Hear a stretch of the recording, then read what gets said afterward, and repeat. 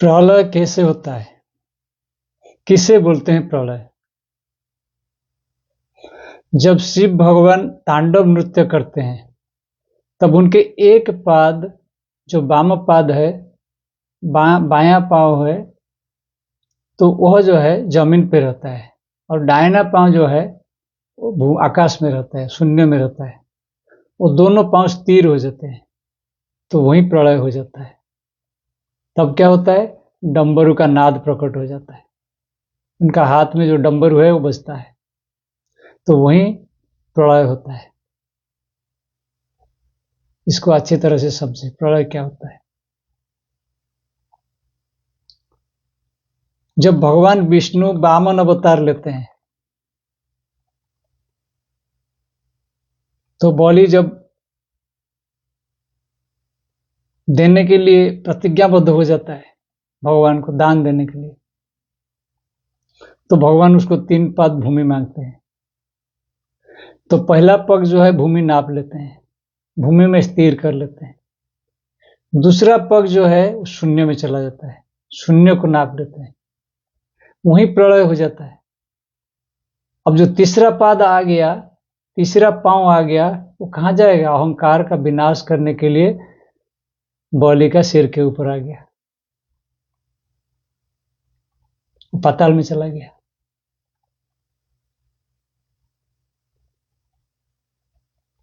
प्रलय प्रकट हो गया।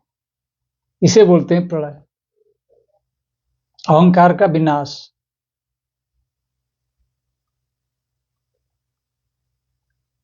जब भगवान का कृष्ण अवतार होता है, लीला होता है, उसमें क्या होता है?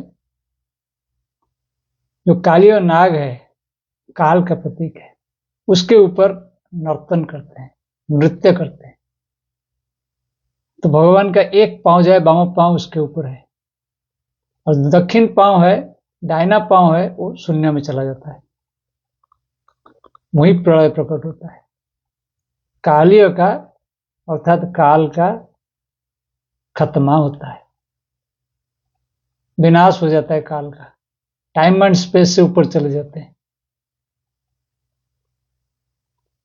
यही होता है प्रलय।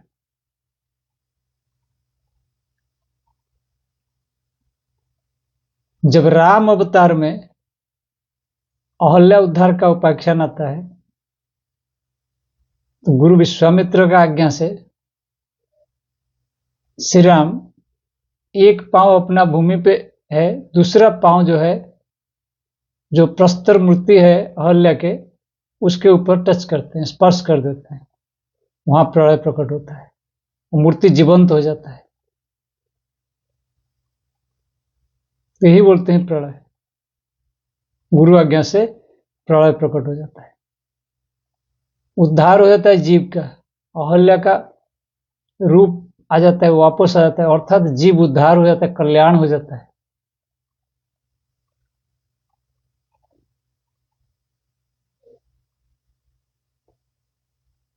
जब काली माता नृत्य करने लगते हैं, तो नृत्य करते करते चलते चलते एक पांव उनका जमीन पर है, दूसरे पांव जो है भगवान शिव जी का वक्षस्थल पर आ जाता है, छाती पर आ जाता है।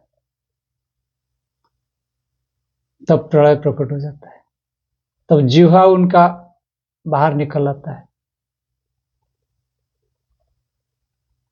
ये प्रतीक है, ये जिह्वा जो है संयम का प्रतीक है।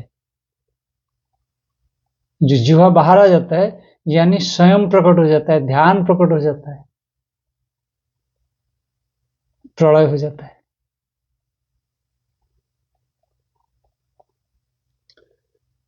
जब जनक महाराज अष्टावक्र, गुरु अष्टावक्र ऋषि के साथ वनस्थ में जाते हैं, वन में जाते हैं, उनका परीक्षा होता है। वो गुरु जी से मांगते हैं कि मुझे ज्ञान प्राप्ति करना है, आत्मज्ञान प्राप्ति करना है। और वो सुने हैं, पहले से पढ़े हैं, किताबों से पढ़े हैं, और ज्ञानियों से सुने हैं कि ये तो बहुत अल्प समय में हो जाता है, यानी उतना ही समय जितना कि घोड़े का एक रिकाब के ऊपर पैर रख के दूसरा रिकाब के ऊपर रखने के लिए इतना समय लगता है, उतना ही समय में, वो क्षण भर का समय में ज्ञान प्राप्ति हो जाता है, आत्मज्ञान। तो अष्टावक्र मुनि उनको जंगल में ले लेते हैं, वनस्थ में ले लेते हैं, वहां घोड़े का साथ उनको रोक देते हैं, बोलते अब तुम एक पांव अपना रिकाब का ऊपर रखो, बाएं पांव, और दाहिना पांव जो है ऊपर उठाओ रखने के लिए, दूसरा रिकाब घोड़े का ऊपर बैठने के लिए। जैसे वो दक्षिण पांव या दाहिना पांव ऊपर उठाते हैं तो वहीं पे अष्टावक्र बोलते हैं रुक जाओ, और वहीं पे समाधि हो जाता है। जनक महाराज का वहीं पे समाधि हो जाता है, ज्ञान का प्राप्ति हो जाता है, आत्मज्ञान का उपलब्धि हो जाता है, वहीं रुक जाते हो, ना इधर ना उधर, क्योंकि दोनों पांव स्थिर हो गया, एक पांव रिकाब के ऊपर, दूसरी पांव शून्य में। यही होता है प्रलय। गीता में अगर हम अष्टम अध्याय में जाएंगे, उसमें भगवान कृष्ण भी बोले हैं, वहां पे विसर्ग को प्रलय बोले हैं। भूत भाव उद्भव विसर्ग कर्म संगीता, अर्थात कर्म का संज्ञा क्या है, जो भूत भाव को, जो उद्भव हो, सृष्टि होता है, जो देह भाव सृष्टि होता है, उसका विसर्ग होना, अर्थात विसर्जन हो जाना, त्याग हो जाना, प्रलय हो जाना, यही होता है कर्म का संज्ञा।